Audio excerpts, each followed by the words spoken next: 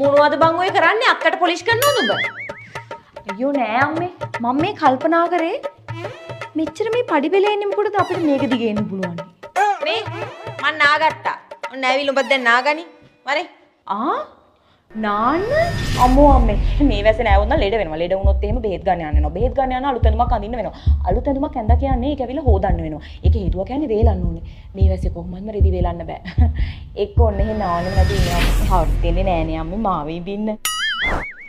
ජොසියා කියන්න. ලෝචි අපි දැන් සෑහෙන්න කාලයක් යාළුවා වගේ හිටියානේ. ඔව්. ඔයා කැමති නැද්ද මගේ ගර්ල්ෆ්‍රෙන්ඩ් වෙන්න? මේ මට විනාඩියක් දෙන්න මං ඔයාට ආපහු ගන්නම්.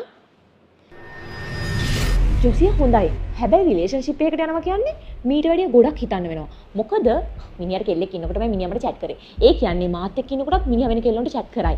ඒක අල්ල ගන්න නම් ඉතින් මිනිහව අනිවාර්යයෙන්ම මීට් වෙන්න වෙනවා. මොකද මීට් වෙන්නේ නැතුව හොරල්ලන්න බෑනේ. මීට් වෙන්න යනවා කියන්නේ ඉතින් අලුත් ඇඳුමක් අඳින්න වෙනවා. අලුත් ඇඳුමක් ඇඳලා කියන්නේ ඒක හොදන්න වෙනවා. හේදුව කියන්නේ ඒක අනිවාර්යෙන් වේලන්න වෙනවා. වේලන්නේ කොහොමද මේ දවස්වල වැස්සනේ? අයි කියනෝ. කොහොමද බෑම කියලා දානවා. මොකද මං මගේ ෆියුචර් එක ගැන හිතන්න එපයි. ජොසියා මේ ලෝචියෝ උඹ දැන් මේ ගෙදරටලා කකා බිබී ඉන්නේ. තව ඉගෙන ගන්න අදහසක් නැහැ. අම්මා දන්නවද අම්මේ? මං තරම් ෆියුචර් එක ගැන හිතන වෙන කෙනෙක් මේ ලෝකේ කොහෙවත් නැහැ. ඒ කියන්නේ දැන් උඹ ඔම්ම නිකන් ඉන්න එකද උඹේ ෆියුචර් එක? මේකනේ අම්මේ.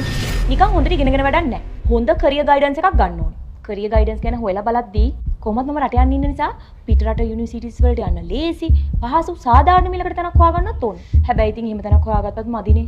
රට යන්න මට සල්ලි තියෙන්නත් එපා. මේ ඔක්කොම ගැන හොයලා බලද්දි ඉතින් මම මගේ ෆියුචර් ගැන හිතන නිසා තමයි අම්මේ මේ නිකන් ඉන්නේ.